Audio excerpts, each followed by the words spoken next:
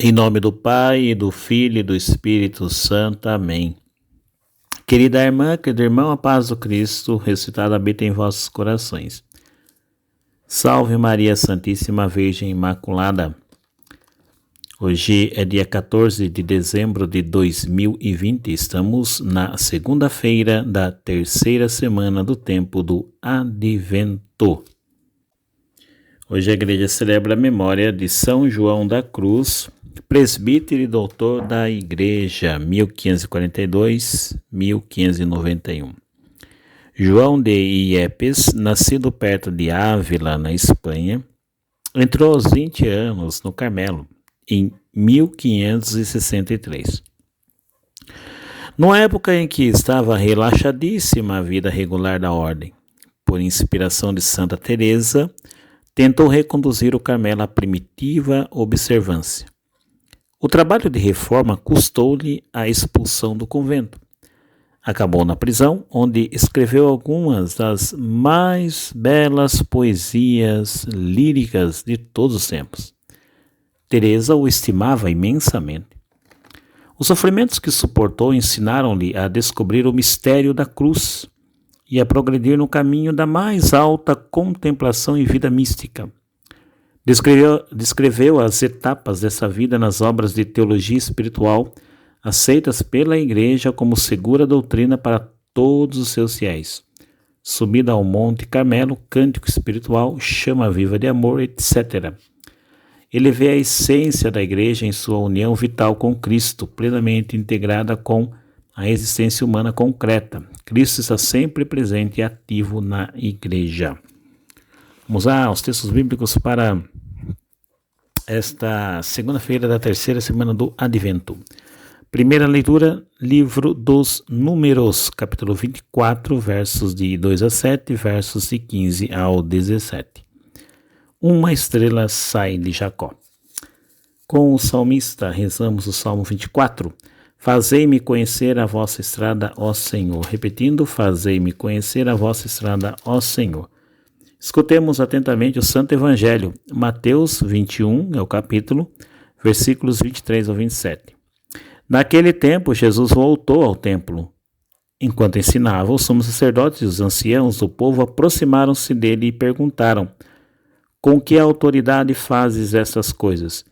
Quem te deu tal autoridade? Jesus respondeu-lhes: também eu vos farei uma pergunta. Se vós me responderdes, também eu vos direi com que autoridade faço essas coisas.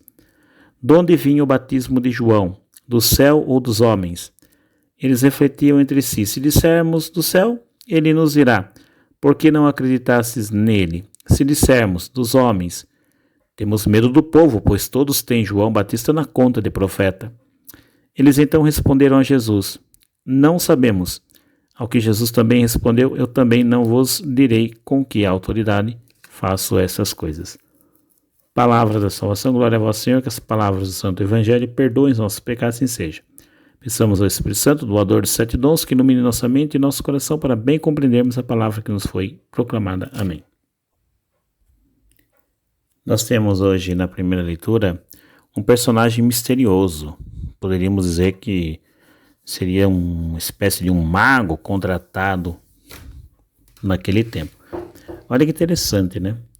Como até uma situação bem estranha para o nosso modo de ver a vida. Assim, a gente não tem esse vínculo, né?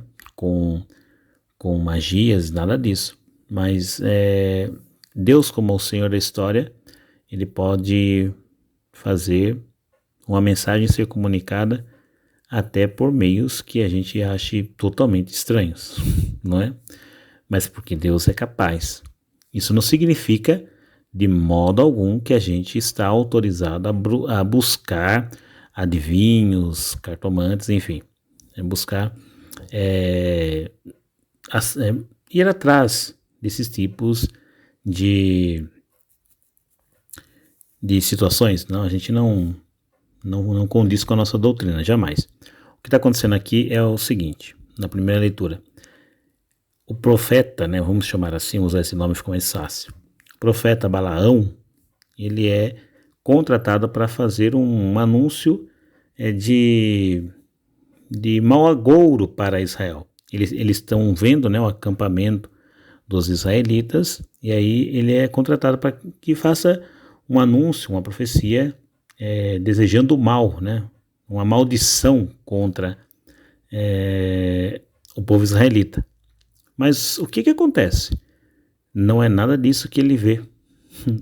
Esse homem adivinho, ele, com olhar penetrante, como ele diz a si mesmo, né? Homem de olhos abertos, olhar penetrante. O que ele vê? Ele vê que aquele povo israelita, na verdade, dele sairá uma estrela de Jacó, e um cetro se levantará, e o seu governador, seu governante, será mais poderoso que todos os governantes da terra. Agora, contextualiza isso. A gente sabe as nações que circundavam Israel e as nações que dominavam, os impérios que dominavam naquele tempo. E alguém dizer isso é algo assim, praticamente, soaria como uma piada, né? Soaria como uma piada, como assim? E esse povo, daí sairá o maior governante das nações. Por favor, né? Menos. Mas na verdade, ali é Deus utilizando, Deus falando até por meio daquele homem. Um homem misterioso, mas Deus sempre, como o condutor da história, o Senhor da história, tem seus meios de nos comunicar até por meio dessas situações. Assim, não é a primeira vez que isso acontece, não é a única vez que isso acontece na Bíblia. A gente sabe, por exemplo, que Deus se vale lá do rei da Pérsia para poder trazer o povo de volta do exílio, historicamente falando, enfim. Deus atua, Ele é o Senhor da história, não adianta lutar contra isso. Ele é o Senhor, Ele conduz, Ele tem o mundo em suas mãos, né?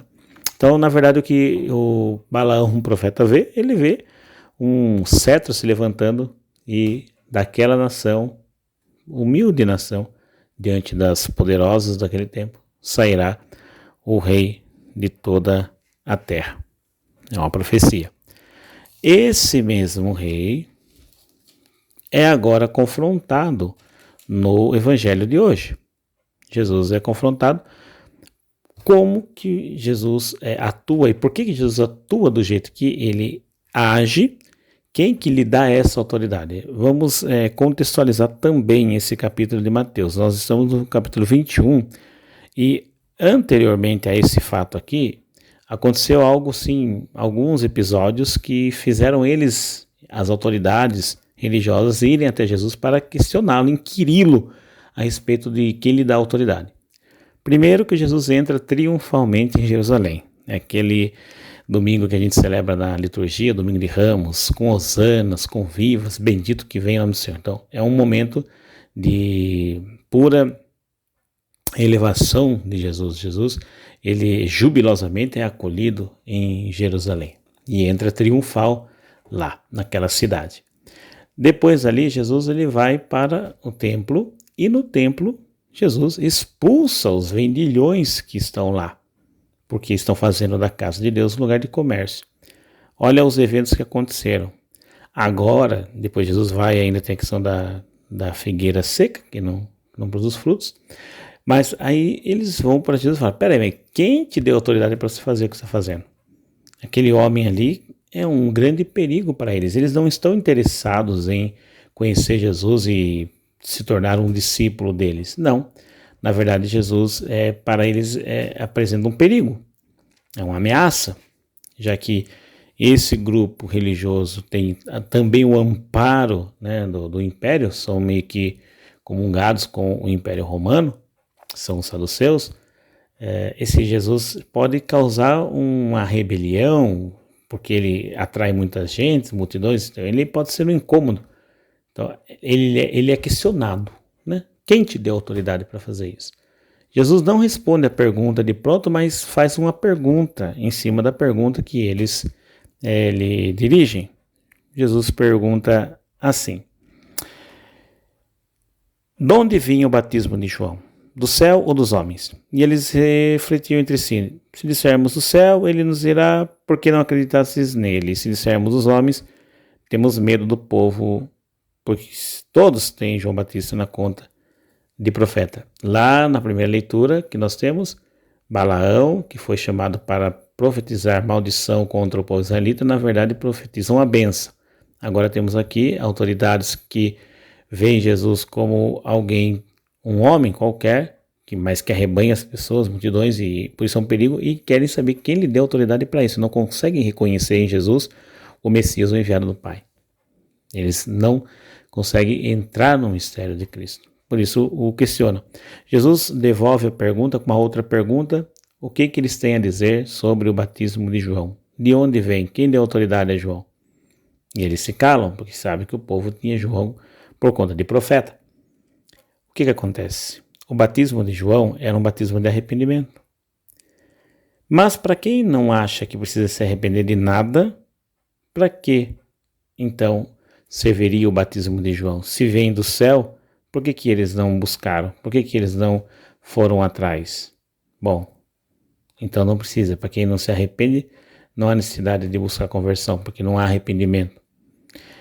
E se você não se arrepende, não busca conversão, você não pode então entrar agora no mistério de Cristo, de recebê-lo, já que João foi aquele que preparou o caminho para que Cristo chegasse.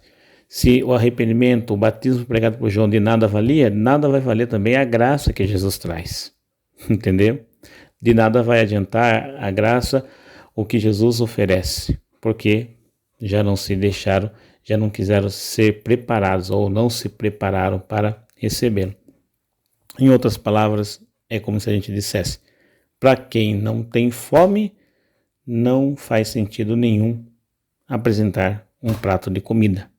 Se a pessoa não tem fome, a comida não lhe causará nenhum interesse. Para quem não se arrepende, não se converte, então a graça que Jesus oferece, a vida nova que ele traz, também não causa nenhum interesse, não importa. Não se converteram, não se arrependeram, não achavam que precisavam se arrepender, se achavam já perfeitos. E quando você se acha totalmente pronto, vamos dizer assim, irrepreensível, sem nada a corrigir, então o que Jesus oferece para você parece que não vai ter nenhum significado. Senhor, eis-nos aqui, reconhecedores de nossas misérias e limitações. Nos arrependemos de nos afastarmos de Tua palavra. Sabemos os nossos erros, o quanto nós erramos ao nos afastarmos de Ti. Arrependidos voltamos, Senhor, e pedimos perdão. Voltamos nosso coração para vós, e o Senhor que vem nesse tempo do advento, que vem ao nosso encontro para nos salvar, nós queremos Te receber, Senhor. Dai-nos a Tua graça. Temos sede, temos fome de Ti, Senhor. Vem preencher todo o nosso ser com a Tua graça, com o Teu Espírito. O Senhor nos abençoe, nos livre de todo mal e nos conduza a vida eternamente. Louvado seja o Senhor Jesus Cristo, por sempre seja louvado em nome do Pai, do Filho e do Espírito Santo. Amém. Maranatá.